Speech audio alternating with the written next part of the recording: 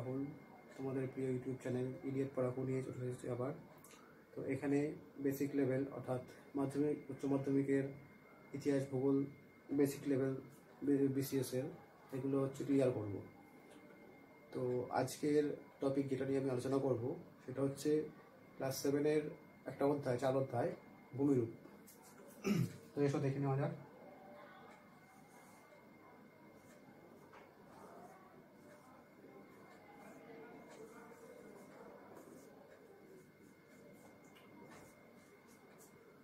দেখো বন্ধুরা, ভূমিরূপ বলতে আমরা কী বুঝি? আমাদের পৃথিবী যেরকমভাবে তৈরি, যে উপাদানগুলো দিয়ে তৈরি, যেই পাহাড় পর্বত নদী, ঠিক আছে, তো এই সবগুলোই হচ্ছে আমাদের ভূমিরূপের অংশ। তো আজকে আমরা পড়ব এই ভূমিরূপ কিভাবে সৃষ্টি হয় এবং এই ভূমিরূপের ভাগগুলি। তো প্রথমে আসি ভূমিরূপটা কিভাবে তৈরি হয়। তো ভূমিরূপে দেখো, একটা হচ্ছে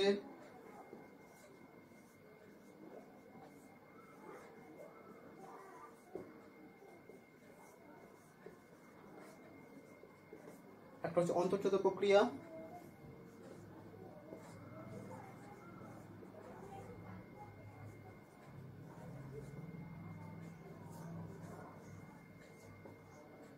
দুই হচ্ছে বহির্জাত প্রক্রিয়া।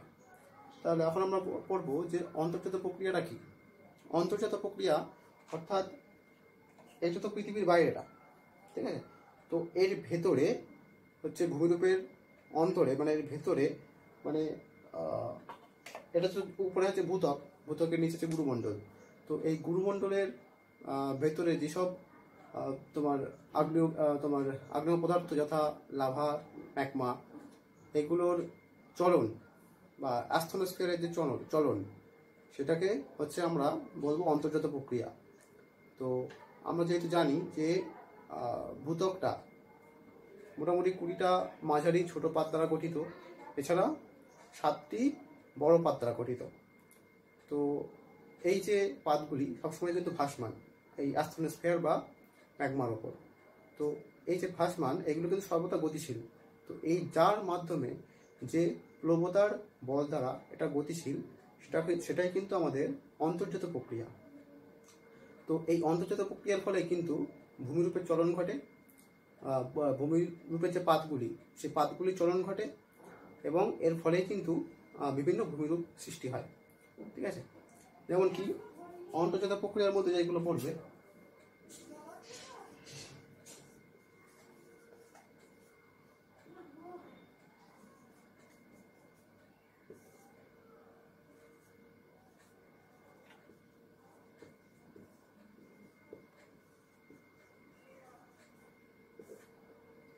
একটা হচ্ছে ভূমিকম্প আর একটা হচ্ছে অগ্ন্যুৎকম্প। তো এই ভূমিকম্পটা কেন ঘটছে, এটাও কিন্তু ওই পাতের চলনটার জন্যই কিন্তু ঘটছে। তো এই পাতের চলন, এগুলো কিন্তু 3টে ভাগ আছে, অপসারী, অভিসারী আর নিরপেক্ষ। তো এগুলো নিয়ে আমরা পরবর্তী ভিডিওতে আলোচনা করব। তো এবার আমরা চলে আসি পরবর্তী, যেটা হচ্ছে বহির্জাত প্রক্রিয়া। তো বহির্জাত প্রক্রিয়াটা কি, মানে এই যে আমাদের এই ভূপৃষ্ঠের বাইরে যেই প্রক্রিয়াগুলি ক্রিয়াশীল, যেগুলো কাজ করে এবং প্রতিনিয়ত ভূমিরূপের রূপটা পরিবর্তন করে, সেটাই কিন্তু বহির্জাত প্রক্রিয়া। তাহলে বহির্জাত প্রক্রিয়ার মধ্যে কী কী করতে পারে? বহির্জাত প্রক্রিয়ার মধ্যে সাধারণত নদীর কাজ, হিমবাহর কাজ, বায়ুর কাজ, ঠিক আছে। তো এইগুলো কিন্তু প্রতিনিয়ত ভূমিরূপের রূপ পরিবর্তন করে চলেছে, ঠিক আছে। তো একবার দেখে নিই বহির্জাত প্রক্রিয়াগুলি কী কী।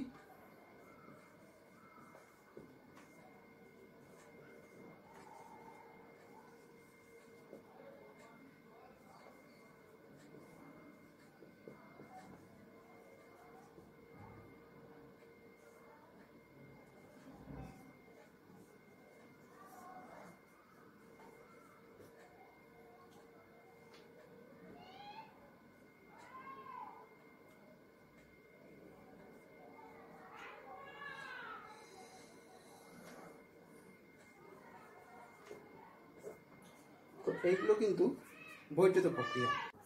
তো আমাদের একটা জিনিস খেয়াল রাখতে হবে যে অন্তর্জাত প্রক্রিয়া দ্বারা কিন্তু বেশিরভাগ সময় ভূমিরূপ গঠিত হয়, কিন্তু ভূমিরূপ যেটা পরিবর্তনশীল, সেই পরিবর্তনশীলটার মেন কারণ হচ্ছে কিন্তু বহির্জাত প্রক্রিয়া বা বাইরের শক্তিগুলি। যেমন কি যে ভূমিরূপ, মেন তিনটি আমাদের ভূমিরূপ আছে, সে তার মধ্যে হলো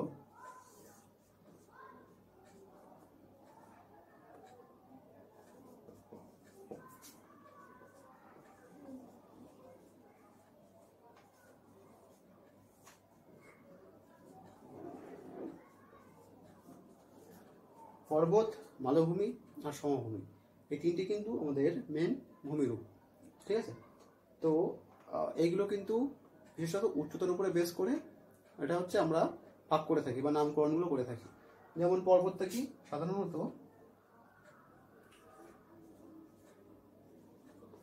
900 মিটারের বেশি উচ্চতা যেগুলো, সেগুলোকে আমরা বলবো পর্বত, ঠিক আছে।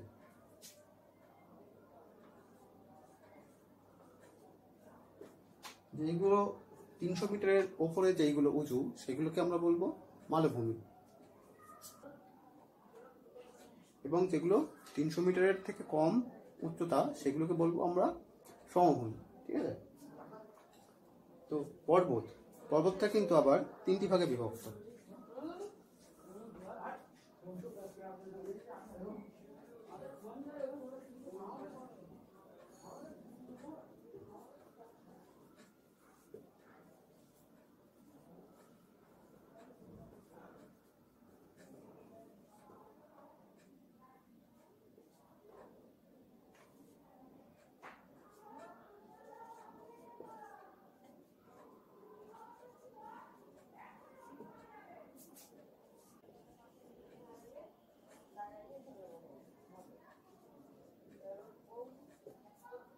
আগ্নেয় পর্বত, স্তূপ পর্বত আর ভঙ্গির পর্বত। তো এই তিনটি হচ্ছে আজকে আমাদের মূল আলোচ্য বিষয়। তো আগ্নেয় পর্বত দেখো, মোটামুটি তোমাদের একটা আগ্নেয় পর্বত তৈরি করে দেখাচ্ছে, ঠিক আছে, কিভাবে আগ্নেয় পর্বতটা তৈরি হয়।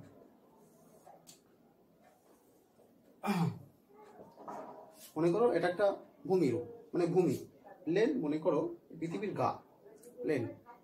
তো এর নিচে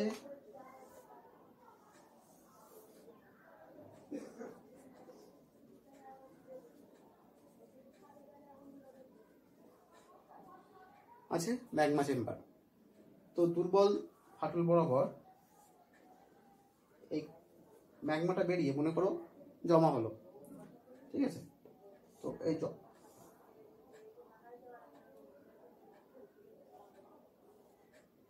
তো এই জ্বালামুখটা বজায় রেখে মোটামুটি আগ্নেয় পদার্থ বেরোতেই থাকে, মূল জ্বালামুখটা কিন্তু বজায় থাকে।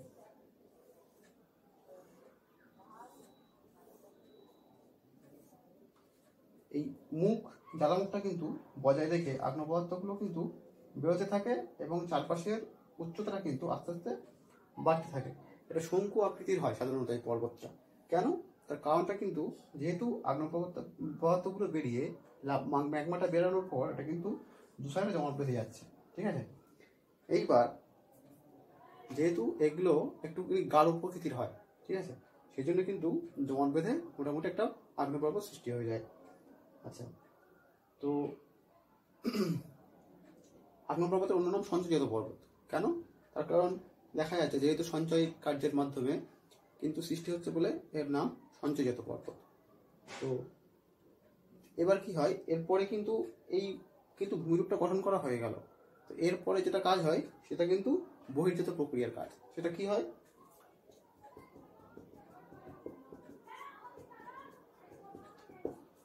বৃষ্টিপাত, তুষারপাত বা এরকম প্রাকৃতিক কিছু কারণে এই ভূমিরূপের কিন্তু উচ্চতা হ্রাস পায়, মাথাগুলো কিন্তু ভেঙে যায়। তো সেগুলো কিন্তু হচ্ছে সঞ্চয়জাত বিপরীত প্রক্রিয়া, মানে ক্ষয়জাত পর্বত কিন্তু সৃষ্টি হয়। এবার একটা জিনিস তোমরা অনুমান করো, সঞ্চয়জাত পর্বতের বয়স বেশি না ক্ষয়জাত পর্বতের বয়স বেশি? দেখো, সাধারণত সঞ্চয় কার্য হওয়ার পরেই কিন্তু ক্ষয় কার্য শুরু হচ্ছে। সুতরাং এখানে কিন্তু স্পষ্ট সঞ্চয়জাত পর্বতের থেকে কিন্তু ক্ষয়জাত পর্বতের বয়সটা সাধারণত বেশি হয়।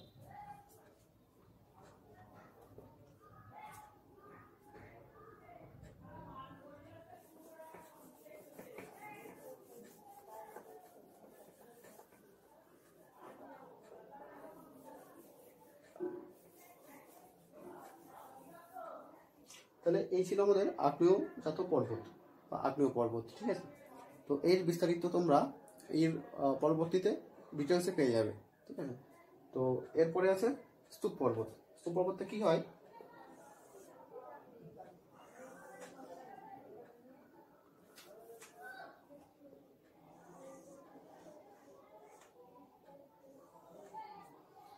মনে করো এটা একটা ভূখণ্ড ধরে নাও, এখান থেকে মনে করো এক টুকরো এনে আমি এখানে লাগিয়েছি, ঠিক আছে।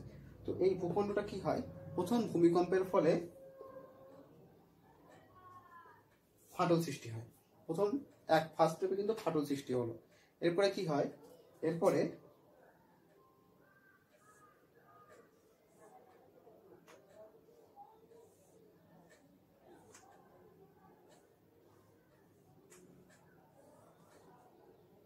এই যে ফাটল, এই মধ্যবর্তী অংশটা কিন্তু এই যে জায়গাটা, এটা কিন্তু উপরে উঠে চলে এসেছে, ঠিক আছে। তো এই যে উপরে গিয়ে এই যে পর্বতটা সৃষ্টি হলো, এটাকে বলা হচ্ছে স্তূপ পর্বত। স্তূপাকার হওয়ায় এর নাম কিন্তু স্তূপ পর্বত। তো এর আরো ভাগ আছে বিভিন্ন রকম, এই যে দুপাশে যে নিচে বসে আছে যেটাকে বলা হয় গ্রস্ত উপত্যকা। তো এর বিষয়ে ডিটেলস তোমরা পড়বে 9-10-এ। সুতরাং এখন আপাতত তোমাদের সিলেবাস এইটুকুনি আছে, এর বেশি মাথায় নেওয়ার দরকার নেই আপাতত।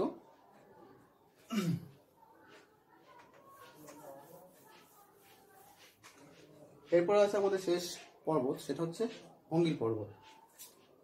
ভঙ্গিল পর্বতটা কিভাবে সৃষ্টি হয়, দেখো ভঙ্গিল পর্বতের বিষয়ে কিন্তু দুটো মতবাদ আছে। একটা হচ্ছে পাদ সংস্থান তত্ত্ব, আর একটা হচ্ছে মহীখাত তত্ত্ব, ঠিক আছে। তো এইগুলো তোমরা ডিটেলসে 9-এ পেয়ে যাবে। তো এখন অতটা ডিটেলসে তোমাদের 7-এ আলোচনা করার বা মাথায় নেওয়ার দরকার নেই, যেটুকুনি দেওয়া হয়েছে সেটুকুনি আপাতত তোমরা বোঝো। এর পরবর্তীতে আমি যখন ভিডিও আপলোড করবো 9-এর, ওটা একটু তোমরা যদি ইচ্ছা হয় আরো জানতে দেখে নিও। তো ভঙ্গিল পর্বত দেখো, প্রথম দেখাচ্ছে মহীখাত তত্ত্বটা দিয়ে দেখো।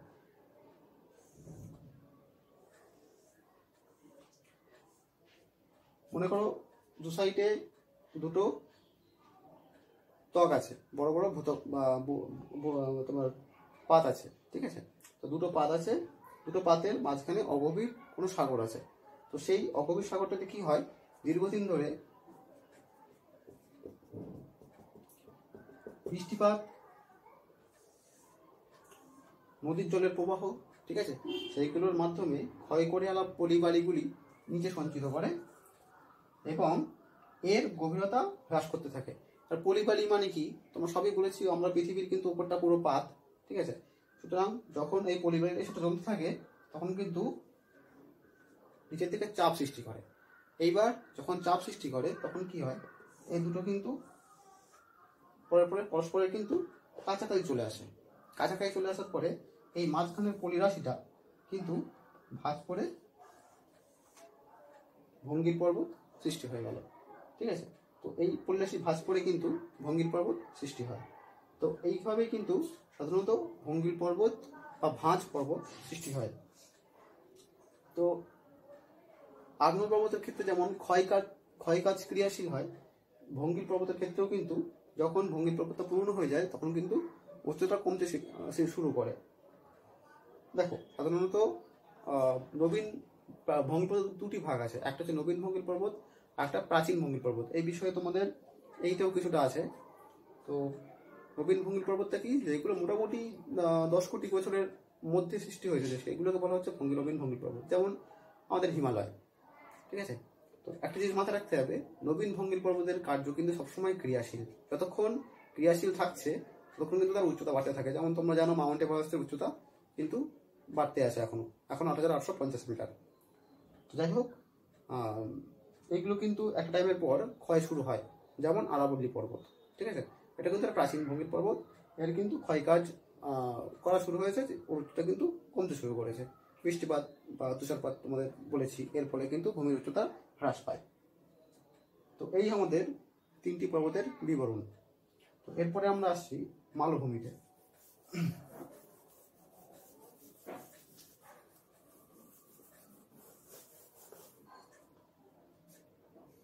দেখো এইগুলোর উচ্চতা কিন্তু 900 মিটার লেখা, কিন্তু 900 মিটারের থেকে আপ, 900 মিটারের ওপরে যখন যাবে সেগুলোকে কিন্তু পর্বতের আখ্যা দেওয়া হয়। যদিও কিছু কিছু সময় ব্যতিক্রম হয়, যেমন মালভূমির ক্ষেত্রে যখন 300 মিটারের উপরে গেলে সেটাকে মালভূমি বলা হয়। কখনো কখনো মালভূমি দেখা যাচ্ছে অনেক 900 মিটারের থেকেও বেশি উপরে চলে যায়। তো পর্বত প্রসঙ্গে আরও কিছু কিছু টপিক একটু ছোটোখাটো একটুখানি দেখে নাও, তোমাদের 7 পেয়ে যাবে। সেগুলো হচ্ছে প্রথমে হচ্ছে পর্বত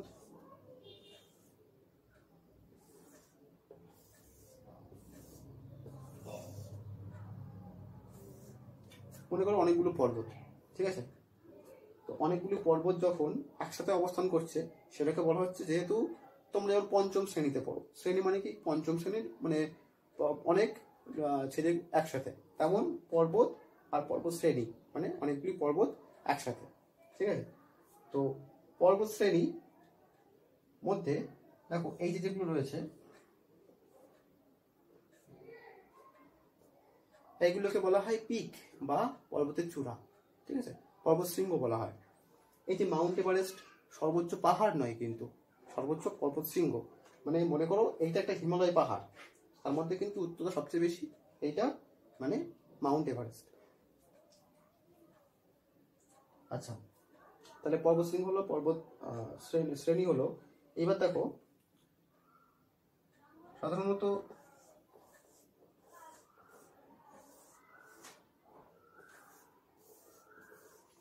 ধরো বিভিন্ন দিক দিয়ে পর্বত এসে একটা জায়গায় মিলিত হয়, ঠিক আছে?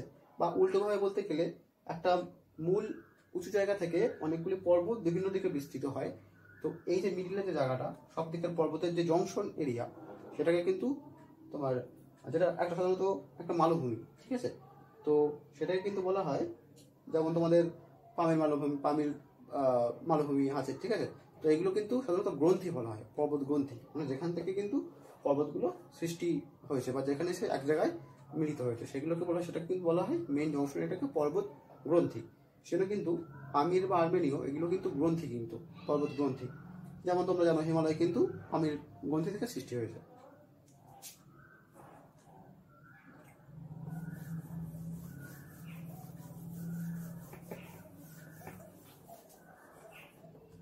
আর একটা দেখো, দুটি পর্বতের মাঝখানে যে নিচু অংশ সংকীর্ণ, এটাকে বলা হয় কিন্তু পার্বত্য উপত্যকা। নিচু জায়গাটাকে কিন্তু বলা হয় পার্বত্য উপত্যকা।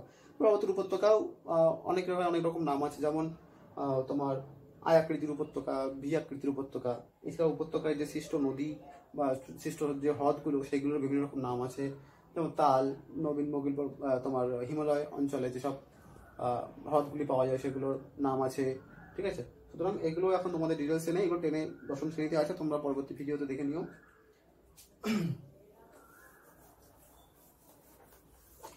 আচ্ছা, এইবার আসি মালভূমি। মালভূমিটা কি? সাধারণত এটাও কিন্তু গঠিত হওয়ার মূল কিন্তু একটাই, সেটা হচ্ছে অন্তর্জাত প্রক্রিয়া। কিন্তু কি হয়,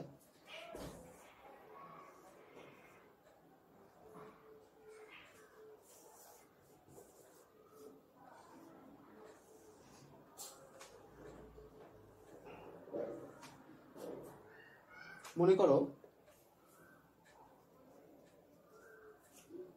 আগ্নেয়জাত পদার্থগুলো বেরিয়ে দুদিকে ছড়িয়ে পড়ে। তো এইগুলো যেহেতু অতটা গাঢ় হয় না, সেই জন্য একটুখানি ছড়িয়ে যায়, বিস্তৃত হয়ে যাবে পরে কিন্তু তোমার মালভূমিগুলো সৃষ্টি হয়। এগুলোর হাইট হয়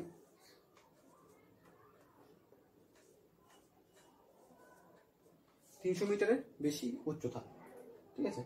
তো এইগুলো দেখো দুপাশ লম্বা, মানে টেবিলের মতো, সেই জন্য কিন্তু একে টেবিল ল্যান্ড বলা হয়, ঠিক আছে?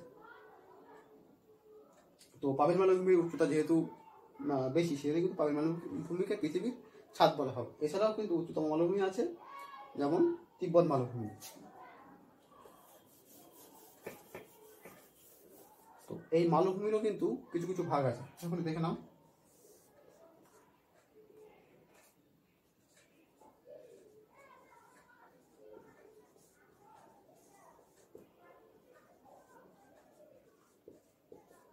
এক হচ্ছে পর্বত বেষ্টিত মালভূমি,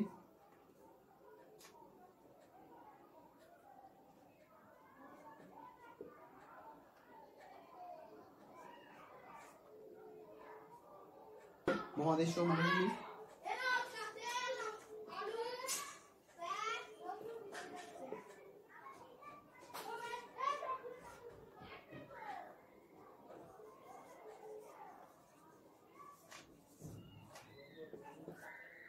3 নম্বর হচ্ছে লাভা গঠিত মালভূমি। তো এই তিনটে কিন্তু তোমার মোটামুটি মূল মালভূমি আমাদের ভাগ করা হয়। তো পর্বত বেষ্টিত, এটাও কিন্তু 9-এ তোমাদের ডিটেলস পেয়ে যাবে। একটা জিনিস তোমরা খেয়াল করে দেখবে 7, 9, 11 এই তিনটে বই যেমন পরপর মিল থাকে, তেমন কিন্তু 6, 8 আর 10 এগুলো কিন্তু পরপর মিল থাকে। সুতরাং 7-এর ম্যাক্সিমাম জিনিস তোমরা কিন্তু 9-এর বই পেয়ে যাবে, ডিটেলসে পেয়ে যাবে। 7টা একটু জাস্ট টাচ করা। তো পর্বত বেষ্টিত মালভূমি বলতে বোঝা যাচ্ছে যে মালভূমির চারিদিকে পর্বত থাকে, ঠিক আছে। পর্বত দ্বারা ঘেরা মালভূমিটা, উঁচু মালভূমিটাকে বলা হয় পর্বত বেষ্টিত মালভূমি। আচ্ছা, মহাদেশীয় মালভূমি কি?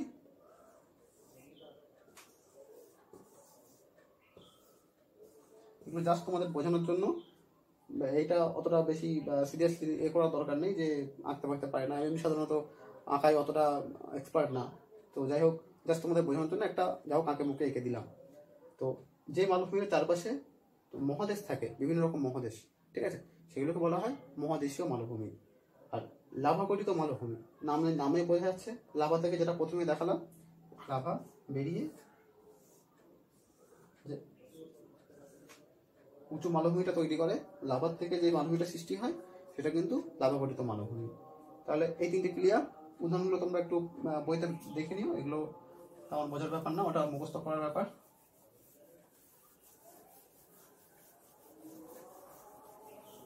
তো সমভূমিটাও হচ্ছে 3 ভাগে বিভক্ত। একটা হচ্ছে পলিগঠিত, একটা হচ্ছে লাভা,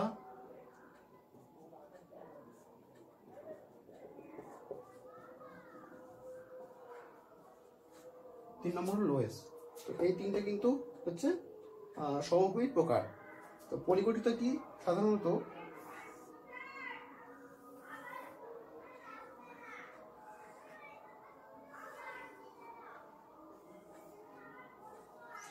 যেখান থেকে নদীটা প্রবাহিত হচ্ছে, ঠিক আছে, যার সময় প্লাবন বা কোনো কারণে যদি এই জলের যে পার্বত থেকে বয়ে আনা পলিগুলি দুপায়ে সঞ্চয় হয়ে যে সমভূমি গঠিত করে, সেটাকে কিন্তু বলা হয় পলিগঠিত সমভূমি, ঠিক আছে। তো এইগুলোর কিন্তু উচ্চতা খুব একটা বেশি হয় না। আচ্ছা, এবার লাভা গঠিত সমভূমি। ওই সেম প্রক্রিয়ায় একই লাভা, যেটা গাঢ় বেশি সেটা পর্বত, যেটা কম গাঢ় সেটা মালভূমি, আর যেটা একেবারেই পাতলা, এই লাভারও ভাগ আছে, একটা হচ্ছে পা হো হো আর একটা হচ্ছে এই দুটো কিন্তু ভাগ আছে। এইটা তোমরা ডিটেলসে পেয়ে যাবে। তো এই হলো যেগুলো তরল লাভা জমে যেই মালভূমিটা সৃষ্টি হয় সেটা হচ্ছে লাভা গঠিত মালভূমি। আর শেষ আছে কি লোয়েস সমভূমি, লাভা গঠিত সমভূমি। 3 নম্বর আছে কি লোয়েস সমভূমি। তো লোয়েস সমভূমিটা কি? সবচেয়ে মজার একটা ব্যাপার এখানে, মনে করো এটা একটা মরুভূমি, ঠিক আছে। তো নদী বা সমুদ্র বা যা হোক আছে মাঝখান থেকে। তো যখন হাওয়া প্রবাহিত হয় তখন হাওয়ার সঙ্গে সঙ্গে এই বালিগুলি কিন্তু হাওয়ার সঙ্গে সঙ্গে উড়ে গিয়ে বহু দূরে গিয়ে কিন্তু সঞ্চিত হয়। সেই সঞ্চিত হয়ে যে মালভূমিটা সৃষ্টি হয়, এই সমভূমিটা সৃষ্টি হয়, সেটাকে কিন্তু বলা হয় লোয়েস সমভূমি, ঠিক আছে। তো এটাও কিন্তু বৈদ্যুত প্রক্রিয়া ক্রিয়াশীল থাকে, যেহেতু হাওয়ার কিন্তু কাজ করে এর মধ্যে। তো এই ছিল আমাদের 7-এর ভূমিরূপের 4 অধ্যায়, ঠিক আছে। তো এখানেই মোটামুটি সব কিছু কমপ্লিট করে দিলাম। যদি কোনো রকম কোনো কোশ্চেন থাকে আমাকে কমেন্ট বক্সে জানিও। আর এছাড়াও এই পর্বত মালভূমি সমভূমির কিছু প্রভাব আছে, প্রভাবগুলো মুখস্থবিদ্যা, ওগুলো তেমন কোনো বোঝার ব্যাপার নেই, ওগুলো তোমরা একটু দেখে নিও। যদি কোনো অসুবিধা হয় আমাকে জানিও, আমি আবার তোমাদেরকে ডিটেলসে জানিয়ে দেবো। তো আজকে এই পর্যন্ত। ভিডিওটি ভালো লাগলে অবশ্যই লাইক সাবস্ক্রাইব করো, আর আমার পরবর্তী ভিডিওগুলোর আপডেট পাওয়ার জন্য এই নিচের বেল আইকনটি ক্লিক করে দিও।